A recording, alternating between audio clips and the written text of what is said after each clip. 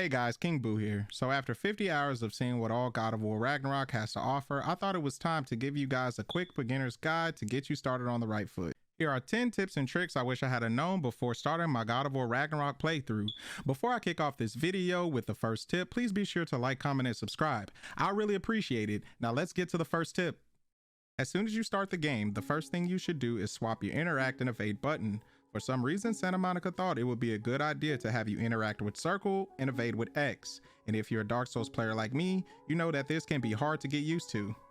To change this, hit the pause button, go to settings, then go to gameplay, make your way to play style, look for interact/evade, then tap the X button to apply.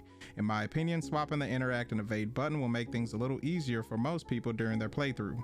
The second tip on this list is making it a priority to find and open chests. There are 4 types of chests that are scattered across all 9 realms. Those are wooden chest, red chest, legendary chest, and Nornir chest.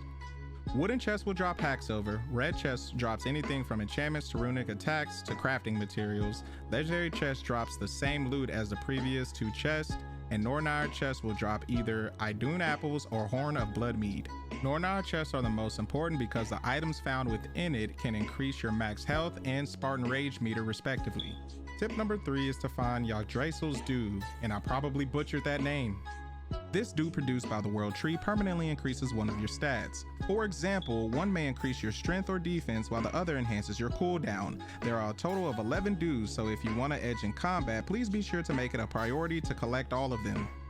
The 4th tip on this list is to focus on completing your skill labors. Skill labors are a requirement you must complete in order to gain buffs for your moves. If you take a look at the moves located in the skill tree, you will see that each move has to be performed a set number of times in order to achieve gold tier, thus unlocking the buff.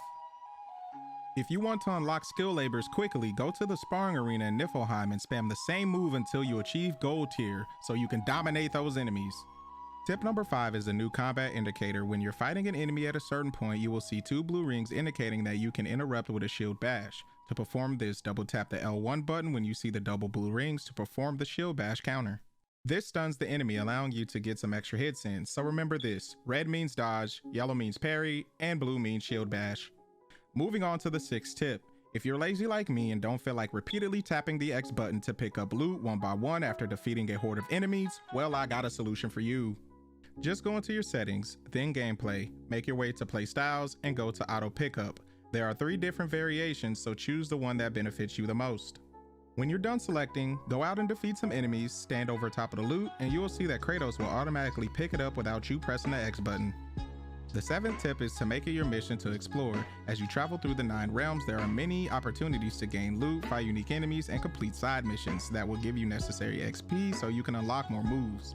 So take your time to look around because you never know what you might run into. For the 8th tip on this list, I suggest that you focus on Atreus and Freya's progression.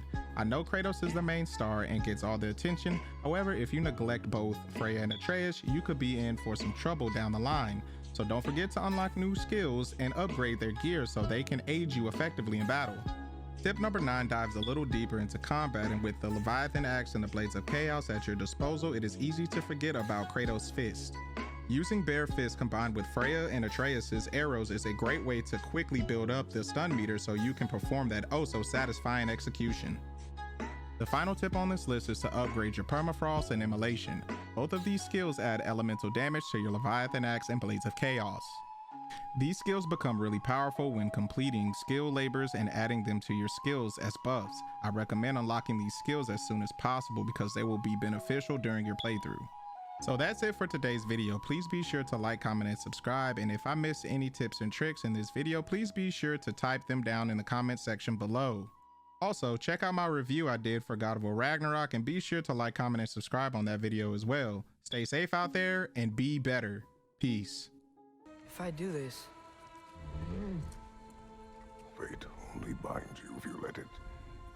Do what is necessary. Not because it is written.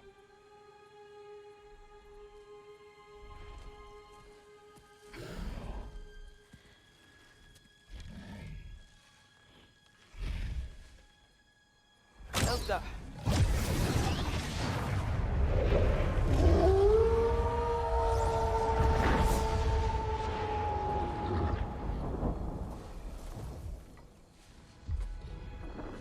good choice, lad.